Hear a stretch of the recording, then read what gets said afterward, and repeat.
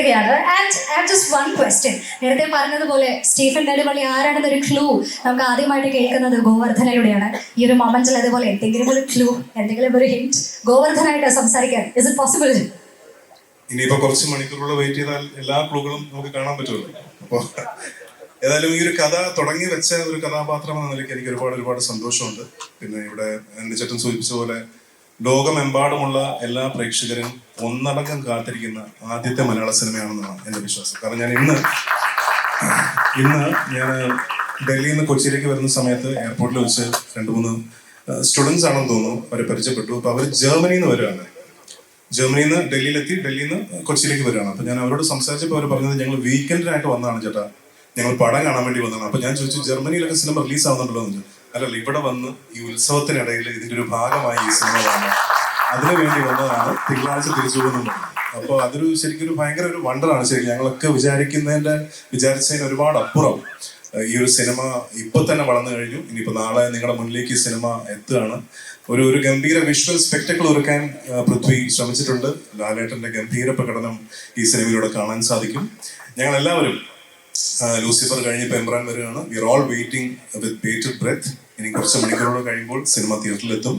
എല്ലാവരും കണ്ട് അഭിപ്രായങ്ങൾ അറിയിക്കുക, നിങ്ങളെ സപ്പോർട്ട് ചെയ്യുക. Thank you very much. Thank you so much. ജർമ്മനിയിൽ നിന്ന് ആളുകൾ സിനിമ കാണാൻ നാട്ടിലെത്തി എന്ന് പറഞ്ഞതുപോലെ ഓൺലൈനിൽ നമ്മൾ കണ്ടിരുന്നു. കൊച്ചിയിലൊരു ഓഫീസിൽ എല്ലാവർക്കും ലീവ് കൊടുത്തിരിക്കുകയാണ് 27th. ടിക്കറ്റ് എടുത്ത് കൊടുത്തിരിക്കുന്നു. അതുപോലെ ബാംഗ്ലൂരിലെ കോളേജിൽ അവധി പ്രഖ്യാപിച്ചിരിക്കുന്നു. ഇതുവരെ നമ്മൾ കാണാത്ത തരത്തിലുള്ള കാര്യങ്ങളാണ് എംപുരാന്റെ റിലീസിനോടനുബന്ധിച്ച് കാണുന്നത്. And that's so great history in the making, like you said. So thank you so much once again. Thank you very much. So moving on, next we are going to superhero, അങ്ങനെ തന്നെ പറയാം അല്ലേ? Yes, നേരത്തെ ഞാൻ പറഞ്ഞതുപോലെ ലൂസിഫറിൽ ഇറങ്ങിയതിന് ശേഷം ചോവി തന്നെ പറയുകയുണ്ടായി, പിന്നീട് ഒരുപാട് കാലം സ്റ്റേജിൽ കയറുമ്പോൾ എല്ലാവരും പ്രേക്ഷകർ ആവശ്യപ്പെടുന്നത് മുണ്ടെടുക്കാൻ എന്ന ഡയലോഗ് പറയിപ്പിക്കാനാണ്. സോ ഈ എമ്പുരാന് ശേഷം ആ ഡയലോഗ് മാറി പുതിയ ഡയലോഗ് ആകുമോ? Yes, okay. എല്ലാവർക്കും നമസ്കാരം. എല്ലാവർക്കും സുഖമെന്ന് കരുതുന്നു. ഒരുപാട് സന്തോഷം ഈ ഒരു സിനിമയുടെ ഭാഗമാവാൻ സാധിച്ചതിൽ.